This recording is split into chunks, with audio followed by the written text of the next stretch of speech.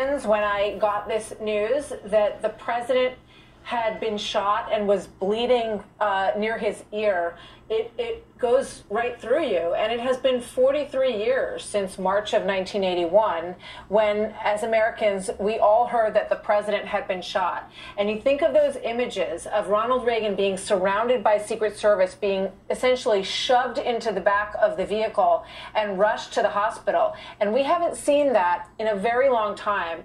And I think as a country, we got to a point where we thought, well, assassinations are something of the 80s and the 60s, that isn't something that happens anymore. And I thought that Newt Gingrich said it very effectively. I mean, you watch the lean of President Trump's head slightly to the side, and you see that bullet grazed the side of his head.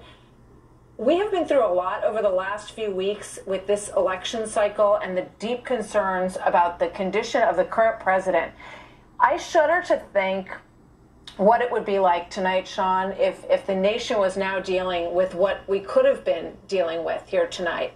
And it is a moment, I think, for all of us to stop and think about where we are in this country and the danger of putting yourself in this position. And just one other quick thing. I think absolutely it is extraordinary. Would any of us, if I thought I had just been shot, the idea of standing up and instantly wanting to signal to the entire crowd that he was okay and that he was fighting, pumping his fist in the air, there's not too many humans that are made this way. And that is an absolutely extraordinary and historic moment that I think will live for a very long time. And listening to those guests, I think that the passion and commitment that people who support President Trump will have for him, is only it's exponentially increased, likely, because of tonight, Sean. Having known him and having a personal relationship also with him, even prior to him getting into politics, Martha, I can tell you it is in his DNA. I promise you, at some point, I will have a conversation with him, and he will talk about, how'd you like how I got up? And he'll tell the whole story. But I do not doubt it one bit. He will, and he will tell that story. And yeah, I like it. He said, "Let me get my shoes on." On a personal level, and those that don't, there's another side of him that I often said to him, I wish other people knew about him. But that person that got up and telegraphed to the world, he's strong, he's fine, he's okay, and the entire world is watching right now. Absolutely. What is going on here?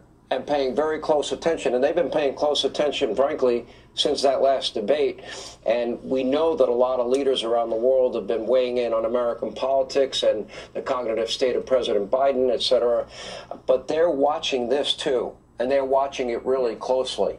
And, America has always been the leader of the free world, and I feel so strongly that we can't abdicate that role. But that was the instinctive part of Donald Trump that I've always known, that would get up and let that crowd know, and also really letting the world know, because they're watching. He's strong, and you know what? You're not going to take him down. And he's also somebody that's been through more than most people, I think, could ever take Absolutely. In any one given life in terms of stress and pressure, and holds up pretty well.